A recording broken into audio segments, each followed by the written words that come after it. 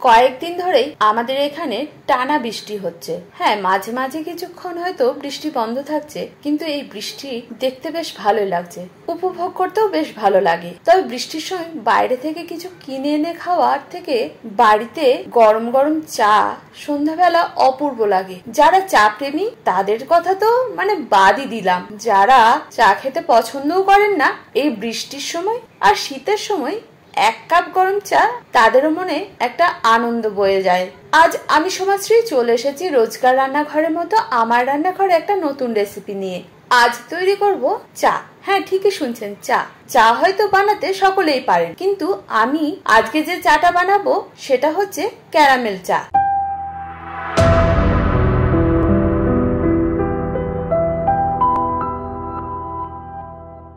এই চাটা তৈরি করতে কি কি উপকরণ লাগবে আগে বলে নিই। এর জন্য নিয়েছি বাড়িতে ব্যবহার করা যে চামচ, সেই চামচের 3 চামচ চিনি, ওই চামচেরই 2 চামচ নিয়েছি চা পাতা, আর নিয়েছি হাফ ইঞ্চের মতো আদা, আর 4টের মতো এলাচ থেতো করে নিয়েছি। এছাড়াও নিয়েছি গুঁড়ো দুধ। আমার লিকুইড দুধের থেকে গুঁড়ো দুধের চা খেতে বেশি ভালো লাগে, তাই আমি গুঁড়ো দুধ ব্যবহার করেছি, তাও এই চামচেরই 4 চামচ। আপনারা লিকুইড দুধও ব্যবহার করতে পারেন, কোনো অসুবিধে নেই। এবার বলি কিভাবে তৈরি করবেন।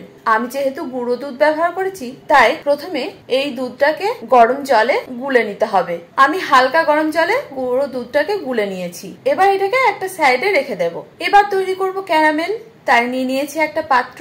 এখন আঁচ ধরিয়ে এটার মধ্যে দিয়ে দিলাম 3 চামচ চিনি। এর সঙ্গে যোগ করতে হবে 2 চামচ জল। জল না দিলেও ক্যারামেল তৈরি হয়ে যায়, তবে জল দিলে চিনিটা একটুখানি তাড়াতাড়ি গলে যায়। এবার মিডিয়াম আঁচে এটাকে ক্যারামেল তৈরি করে নিতে হবে। আর যদি মনে হয় চিনিটা শুকিয়ে যাচ্ছে, তাহলে আরো 2 চামচ জল দিয়ে দেবেন, কোনো অসুবিধা হবে না। এখন দেখুন ক্যারামেল তৈরি হয়ে গেছে। এবার দিয়ে দিতে হবে দুধ, সেটা লিকুইড হোক বা গুঁড়ো দুধ হোক। দুধ দেওয়ার পরে এটাকে নাড়াচাড়া করতে হবে।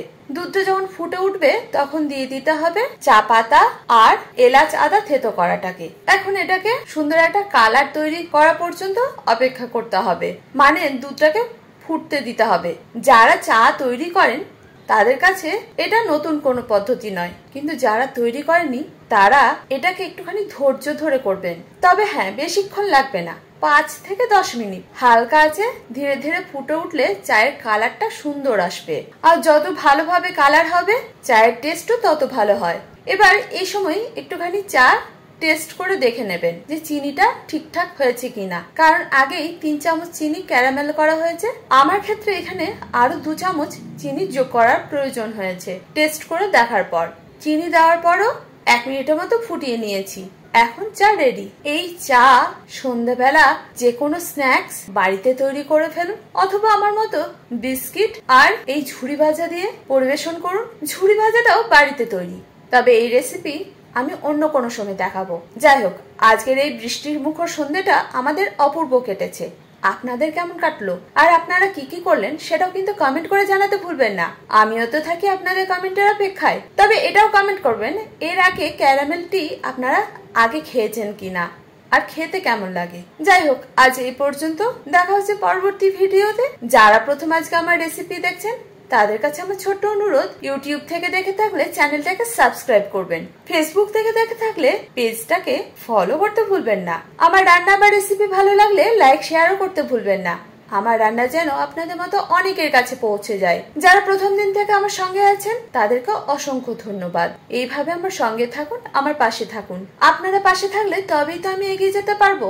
যাই হোক, অনেক বকবক করে ফেললাম, এবার আপনারা তৈরি করে ফেলুন। আপনারা ভালো থাকুন, সুস্থ থাকুন, এই কামনা করি। ধন্যবাদ।